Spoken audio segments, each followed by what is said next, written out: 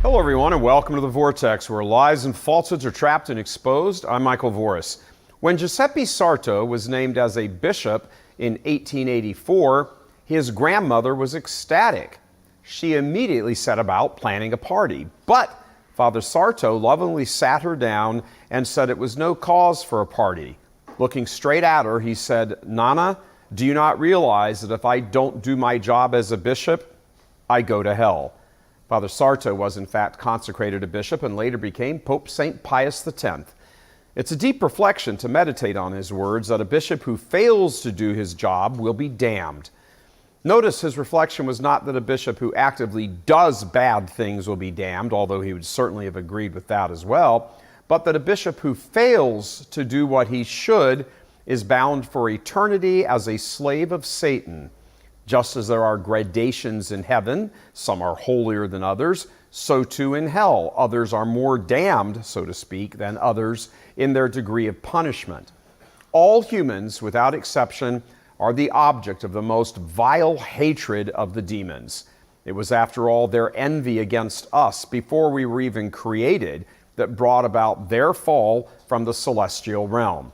God revealed to the angelic mind that he would create matter, the material world, which they had no previous cognition of since it didn't yet exist, and further, that he would create man and unite himself, his own divinity, to man.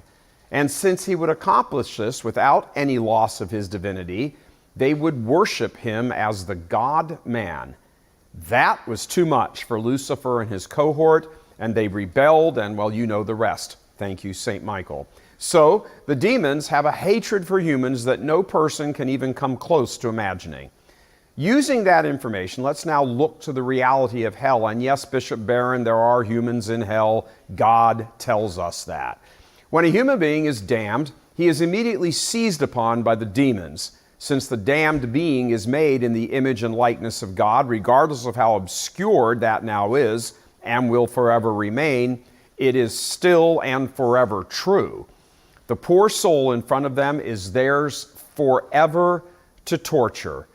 But that soul is only a reminder of them of their own envy, not of their defeat.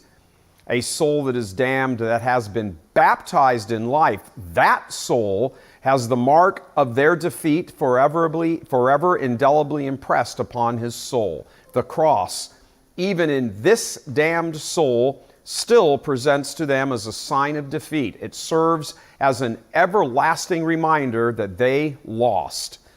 Even 2,000 years on, most souls are not baptized. So these souls are reserved certain tortures by virtue of the horror they present to the infernal legions.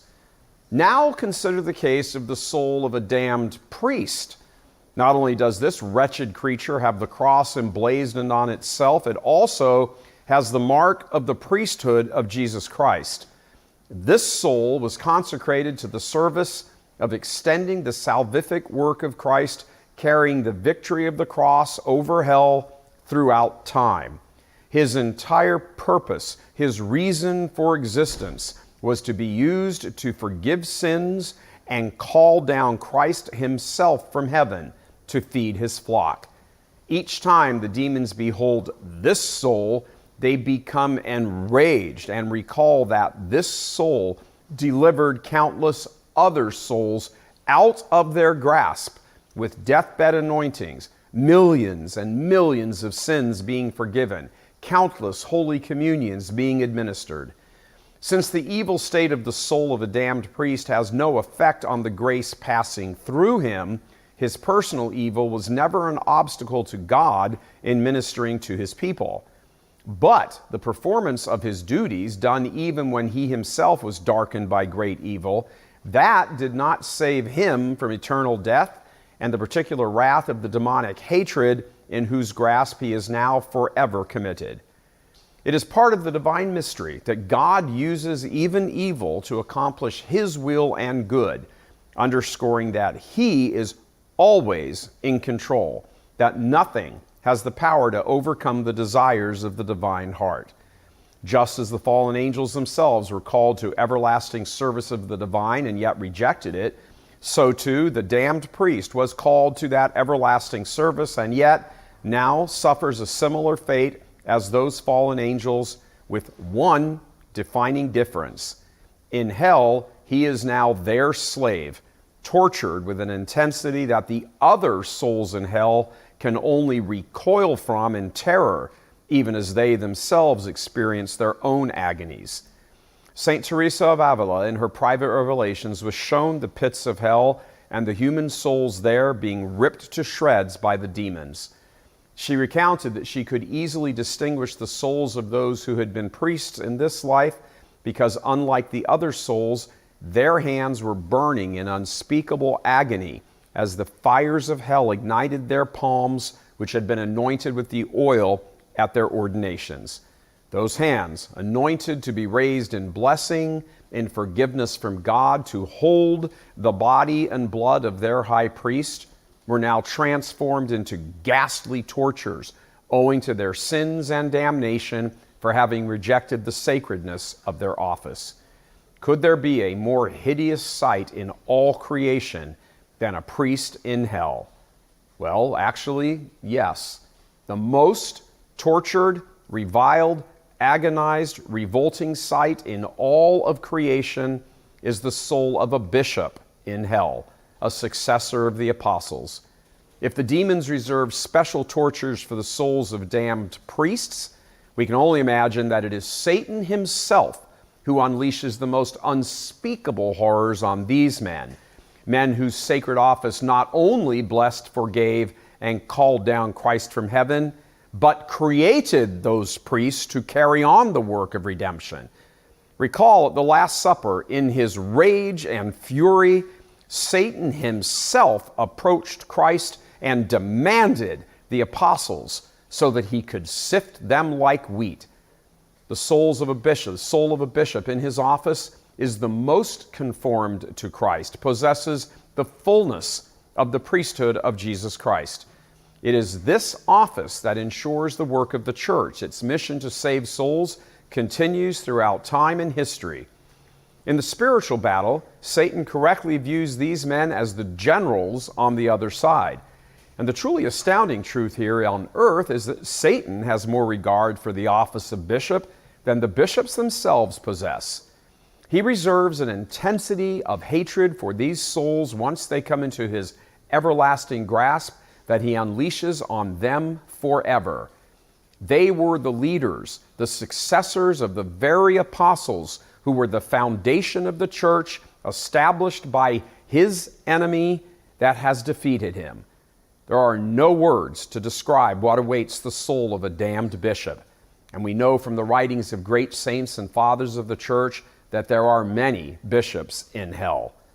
A limitation that we humans here in time and space have is that, having no experience of life in the next realm, our imaginations are restricted from conjuring up images of the reality that awaits both the saved and the damned. Great saints have been given the slightest little glimpses of both, but even they fall back into a state of being unable to express, no words, for what they have been shown. All that they can confirm for us is what our blessed Lord has revealed, for heaven eye has not seen, ear has not heard, nor has it even entered into the heart or mind of man what God has prepared for those who love him. Of course, the same is true in reverse for the damned. They go to a place reserved, created for Satan and his fallen cohort, who have been given everlasting rule in his kingdom of the souls of damned humans. The only real reality is the supernatural. All of this, while real in the sense of the temporary, is passing away. Even as we walk through it, it is evaporating for each one of us like a morning fog obscuring the actual reality. The fog itself is not reality, but what it obscures, that is reality, as in what lasts. So reflecting on all of this, in particular the destiny of cowardly and wicked bishops, both types, there's really only one question to ask. Bishops, are you insane? Reserved for you will be the most horrific tortures in creation, and they will never end. Father Sarto knew well the seriousness of his upcoming consecration. Too bad that virtually every bishop today refuses to accept that seriousness. They are trading away the glories of heaven and embracing the horrors of hell for their gay sex, their lies, their money, their being the toast of the party, all that human respect and so forth. Just as they sat atop the human order on earth, they will likewise sit atop the hierarchy of the damned. God love you. I'm Michael Voris.